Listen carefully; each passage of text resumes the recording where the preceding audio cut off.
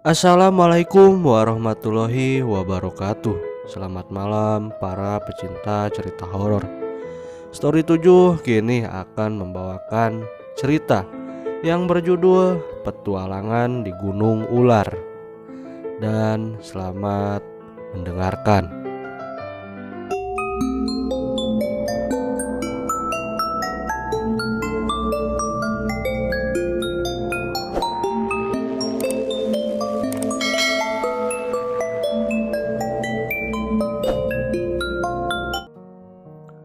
Sejak mendalami dunia spiritual dan kebatinan, Agus jadi suka berpetualang kemana-mana.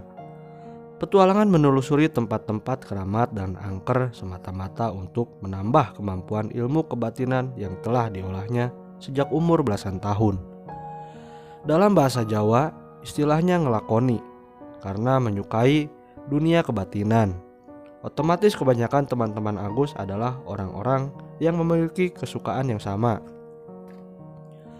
Suatu ketika, Agus mendapati cerita kawannya kalau ada gunung bernama Gunung Ular. Letak gunung ini berada agak jauh di barat kota Yogyakarta. Konon menurut kepercayaan setempat, banyak sekali ular jadi-jadian yang menunggu gunung tersebut. Bahkan barang siapa yang berani mendakinya, takkan sanggup ia keluar dalam keadaan hidup.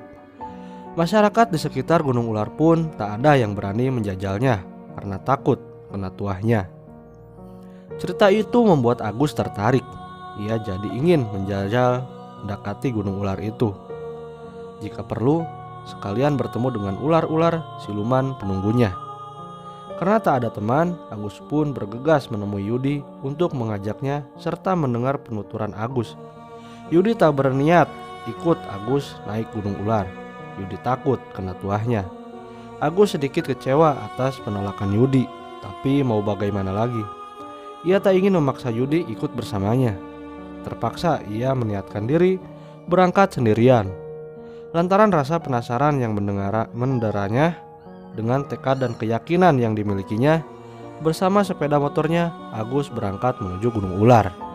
Sampainya di perkampungan Gunung Ular, Agus langsung menemui Pak Kadus, kepala dusun setempat. Di rumah Pak Kadus, ia menceritakan keinginannya untuk mendaki Gunung Ular dan hendak menitipkan sepeda motornya di rumah Pak Kadus. Mendengar keinginan yang disampaikan Agus, Pak Kadus terkejut. Lantas ia menasihati Agus supaya mengurungkan niatnya mendaki Gunung Ular, sebab sangat berbahaya. Bahkan tak satu pun warga sekitar yang berani masuk ke area pegunungan tersebut. Namun tekad Agus sudah bulat, karena ia bersikeras tetapi melakukan niatnya. Pak Kadus tak bisa berbuat banyak. Ia mengizinkan tapi tak berani menjamin keselamatan apa-apa. Agus mohon pamit pada Pak Kadus. Di tengah-tengah perjalanan menuju Gunung Ular, Agus bertemu dengan seorang nenek pencari kayu bakar. Melihat Agus, nenek itu menyapanya. "Mau kemana, nak?" kata nenek pencari kayu bakar. Seraya tersenyum pada sang nenek, Agus menjawab, "Ke Gunung Ular, Nek." "Mau apa ke situ, nak?" tanya nenek itu. "Gak usah ke situ, nanti bakal tak selamat kamu," imbuhnya. "Biar, aku tetap mendakinya," jawab Agus dengan kasar dan meninggalkan nenek pencari kayu bakar tersebut. Nenek itu menyerpahayi Agus. "Oh, dasar busa gemblung, dikasih tahu orang tua malah ngeyel." Ketika memasuki wilayah Gunung Ular, Agus membuka matanya lebar-lebar ke sana kemari. Ia membuka mata batinnya, namun ia tak melihat apa-apa selain pepohonan yang tumbuh subur. Hari sudah sore, perjalanan Agus masih separuh jalan. Ketika itu Agus merasa haus, tapi air yang dibawanya sudah habis. Karena itu ia segera mencari mata air untuk diambil minum sekalian istirahat. Ketika sampai di mata air, Agus langsung nyemplung ke dalam mata air itu. Ia girang betul mendapatkan air. Namun tiba-tiba Agus berteriak, "Aduh, ah!" Ia merasa jempolnya sakit, seperti digigit sesuatu. Dengan sekuat tenaga, Agus berusaha keluar dari air. Agus merasa heran, jempolnya berdarah dan membengkak. Setelahnya seekor ular kecil sebesar kelingking muncul dari dalam air. Ular itu berjalan ke arahnya dan tiba-tiba berhenti di depan Agus. "Ular itukah yang telah menggigitku?" kata Agus dalam hati. "Aku tak mengganggumu, jadi jangan ganggu aku," teriak Agus lantang pada ular kecil itu. Sehabis mengucapkan kata-kata itu, tubuh Agus mendadak lemas dan jempolnya makin membengkak. Ia terjatuh tak sadarkan diri. Hari sudah pagi, waktu Agus membuka matanya pelan-pelan.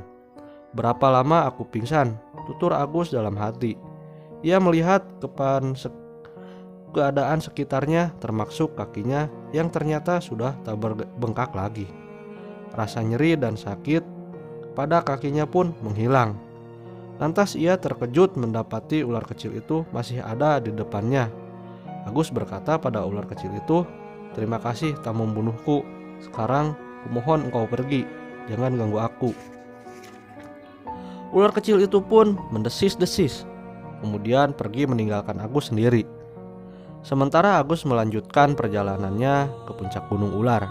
Dalam perjalanan, lagi-lagi Agus tak melihat apa-apa kecuali melihat pohon-pohon dan dedaunan berwarna hijau.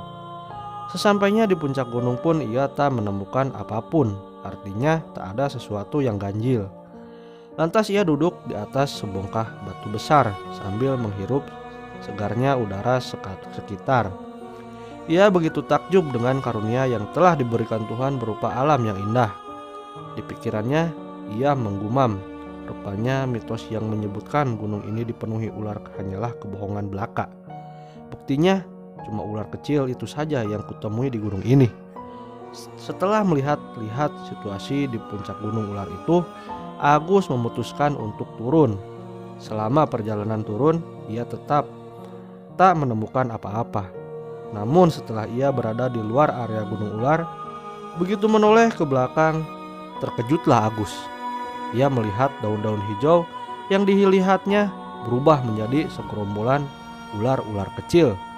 Sebongkah batu yang didudukinya juga telah berubah menjadi ular raksasa yang di sekelilingnya bertebaran ribuan kalajengking.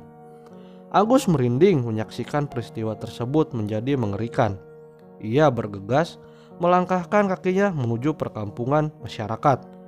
Tak lupa ia bersyukur karena telah selamat dari malapetaka gunung ular. Sesampainya di perkampungan, Agus bertemu kembali dengan nenek pencari kayu. Nenek itu heran melihat Agus masih di area gunung ular dalam keadaan selamat. Padahal siapapun yang mendaki gunung ular takkan bisa kembali kecuali dalam keadaan tewas. Agus tersenyum melihat nenek pencari kayu bakar itu, lalu berkata, "Mungkin saya sedang beruntung dan belum waktunya mati, Nek." Usai mengucapkan itu, Agus ke tempat Pak Kadus mengambil motornya. Nenek itu tersenyum dan menghilang tiba-tiba.